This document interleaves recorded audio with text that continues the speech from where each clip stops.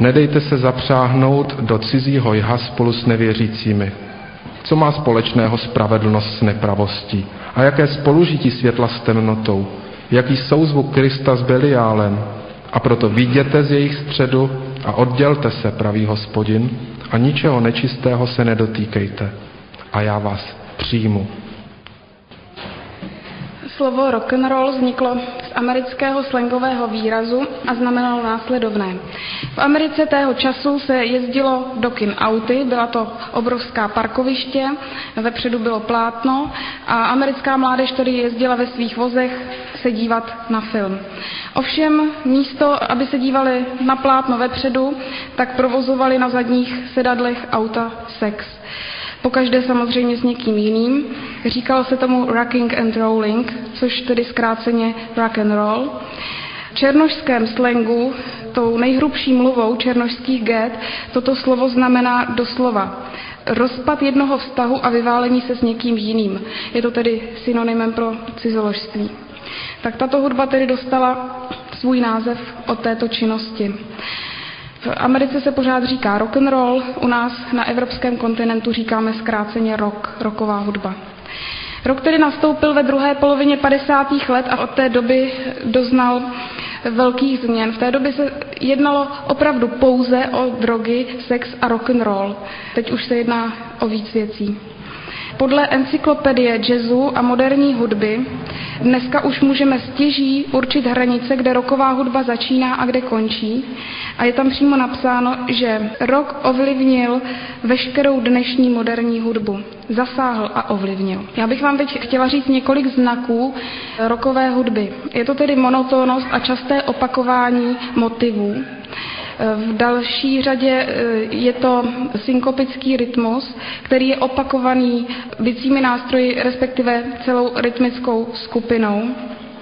Je zde kladen důraz na specifický zvuk, kterým jsou elektricky zesílené nástroje, například kytary, které potom tou zpětnou vazbou získávají takový kvílivý zvuk. Podle té encyklopedie tam je orientace na psychofyzické působení, to znamená, že nepůsobí pouze na psychickou stránku člověka, ale tedy i na tu fyzickou, o tom si později ještě něco řekneme. Je tam důraz na nepřízvučnou dobu, na sudou dobu. V naší mluvě nám je přirozené dávat tedy důraz na první slabiku. I v hudbě to tak se dělá. Tam je to přesně obráceně. Ono se to používá i ve vážné hudbě. Ovšem ve vážné hudbě je to zase rychle vystřídáno tím přirozeným rytmem, takže pro člověka je to přirozené. Ovšem u této hudby je to pořád od začátku až do konce, tedy se klade důraz na nepřízvučnou dobu. Co se používá na koncertech, co je velmi osvědčený prostředek, je to, že v mnoha písních se používá metrum, tedy tempo písně vyšší než 120 úderů za minutu, což je vyšší než tlukot lidského srdce. A to lidské srdce se přizpůsobí tomu rytmu a tím vznikají zvláštní procesy v lidském těle. Jmenuji se Aleš Kocián, přijíždíme s mou ženou Pavlou ze sboru v Červeném Kostelci, to je ve Východočeském kraji v okresu Náchod. A dnes bychom vám chtěli něco říct o hudbě. Přednáška bude rozdělena do 2 oddílů, takže můžeme začít.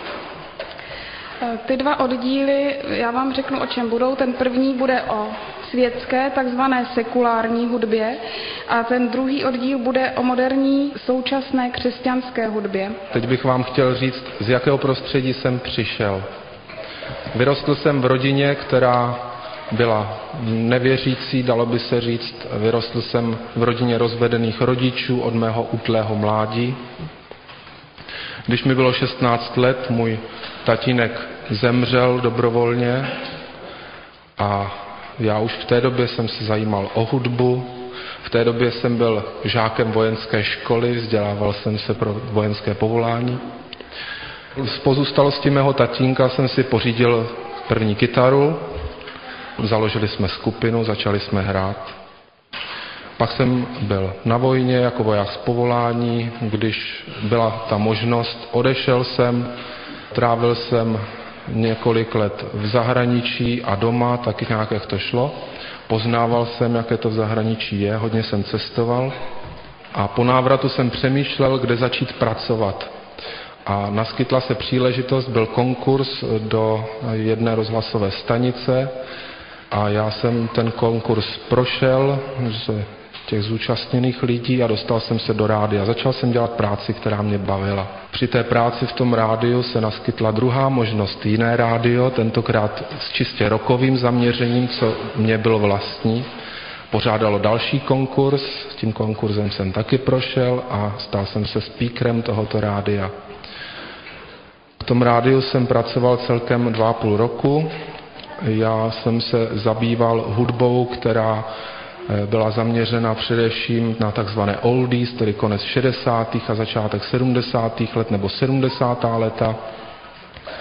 Druhou mojí odborností v rádiu bylo dělat pořady, které měly co společného s okultismem, z té kladné stránky, jak jsem si myslel v té době.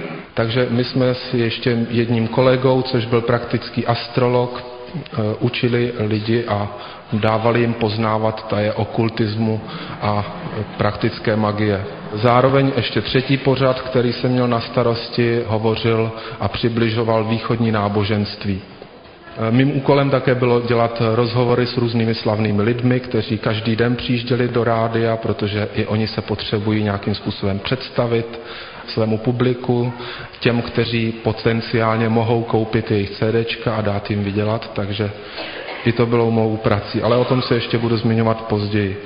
Já jsem, jak to bývá u této muziky, hodně kouřil, hodně pil, nebylo mi to cizí.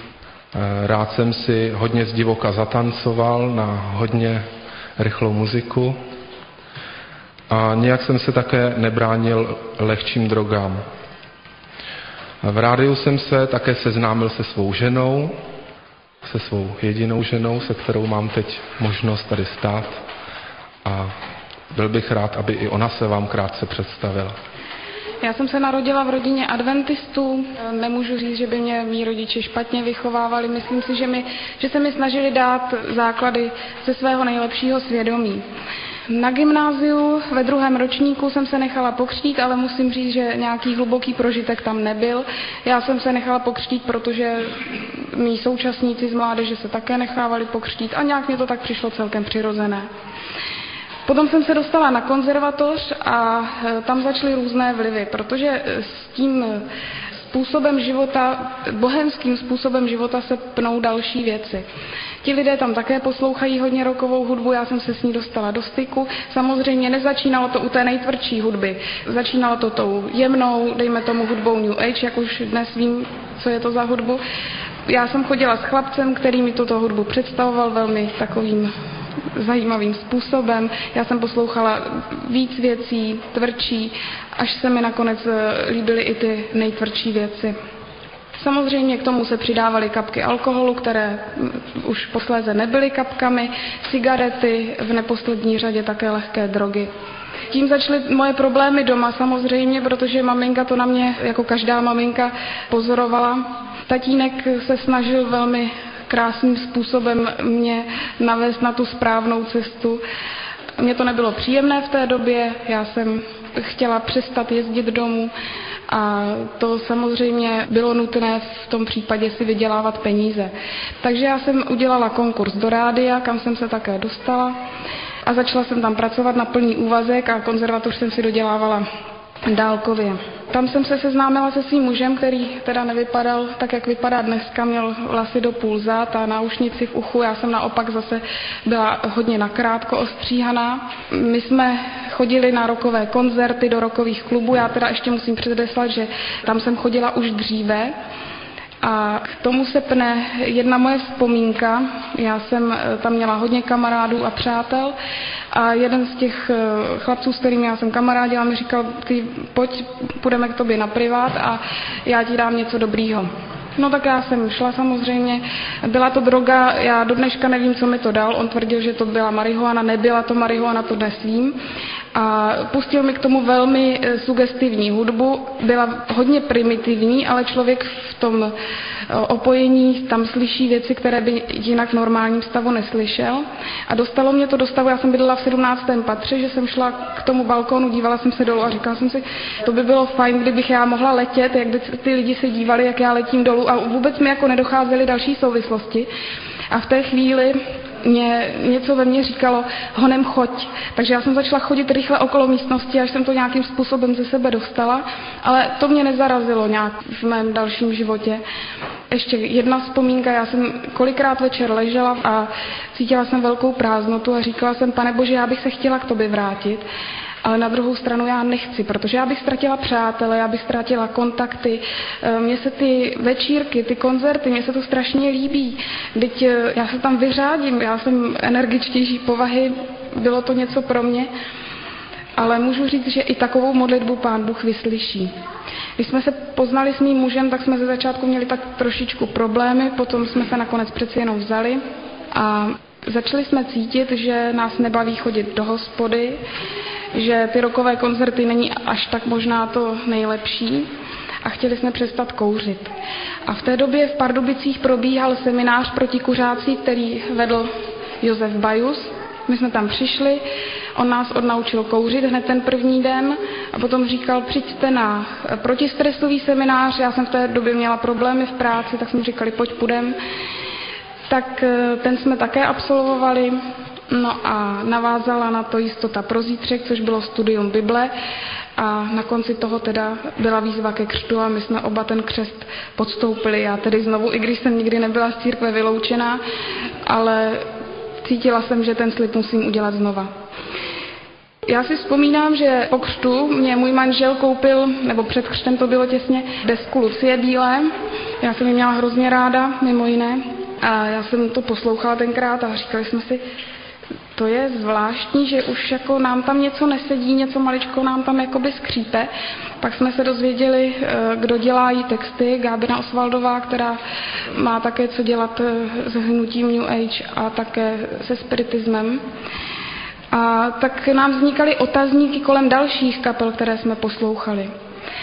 Přemýšleli jsme nad tím, odkládali jsme jednu věc po druhé, až nakonec té naší fonotéky, kterou jsme doma měli, nám nic nezbylo. Proč a z jakého důvodu? Bylo to správné? Bylo to něčím zdůvodněné? To byly naše zkušenosti, my bychom ještě teď chtěli vám říct jednu. Je to zkušenost bratra Briana Newmana, my jsme ho slyšeli v Brně v říjnu loňského roku a na té jeho zkušenosti je markantní, co rocková hudba s člověkem dělá. Já myslím, že by bylo zajímavé si ve stručnosti teď tu zkušenost jeho poslechnout. Brian Newman se narodil v jihoafrické malé zemi jménem Malawi zhruba před 630 lety.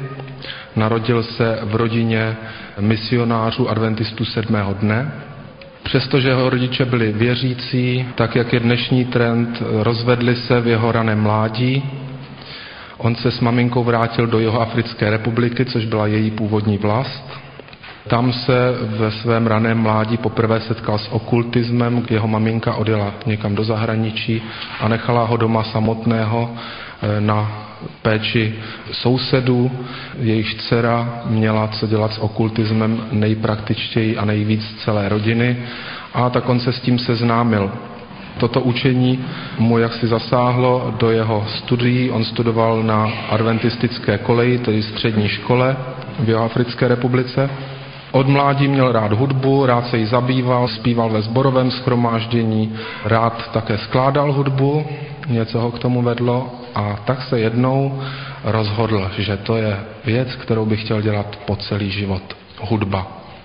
Že se chce živit hudbou. Octl se, jak sám řekl, na kolenou ve svém pokoji, na internátu nebo na koleji a začal se modlit ke svému Pánu a říkat mu, udělám všechno, co budeš chtít, jen prosím tě, mi pomoz, abych se stal profesionálním hudebníkem a něco dokázal ve světě hudby.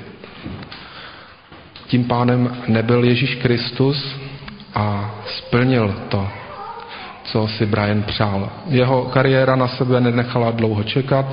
a tak se stal známým zpočátku se svou skupinou v Jihoafrické republice, potom trochu o nich bylo slyšet po Evropě, dostali angažmá do západního Německa, kde také natáčeli jednu desku, na které byly zahrnuta i taková jména jako Elton John anebo Janet Jackson, takže se stali celosvětově známými, ale rozpadli se. Dostal další angažmá, protože byl dobrým hudebníkem, stal se také skladatelem dvorním mnoha známých německých skupin, které potřebovaly anglické texty. Tam souvisí s tím také jedna zkušenost v době, když dostal nové angažmá v jedné ze skupin a natáčel s nimi desku, se předopoval při dotáčení té desky po 4 dnech aktivního braní drog, které už v té době pro něj nebyly žádnou novinkou, se předopoval.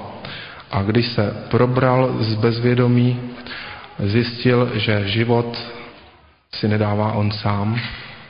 Vzpomněl si na to, že kdysi žil s Bohem a vrátil se k němu, vrátil se do Jihoafrické republiky, ale stál před otázkou, čím se živit.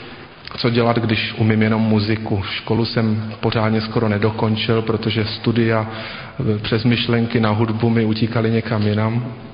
Tak se budu živit hudbou, budu si vydělávat v baru, ale jinak budu věřící. To je v pořádku, budu chodit do shromáždění, to by šlo. Časem ale zjistil, že se vrátil k drogám, tak jak byl zvyklý, vrátil se také do pop music nebo do show businessu, a začal hrát stejnou hudbu, jakou hrál předtím. V té době říkal, že v Jižní Africe měl přednášky pan Walter Veit, který měl i přednášky tady u nás v Praze, a on na základě těch přednášek znovu se vrátil k Bohu a nechal se u církve adventistů 7. dne pokřtít. Zdálo by se, že je šťastný konec, všechno dobře dopadlo. Rozhodl se, že bude sloužit Pánu Bohu tím, co zná nejlíp, rockovou muzikou. A tak začal skládat rockovou muziku. Sám se cítil velmi příjemně, protože obrací lidi k Pánu Bohu, dává jim zvěst skrze rockovou muziku to, co zná. Ale časem zase do jeho života přišly drogy, kam je on sám vpustil.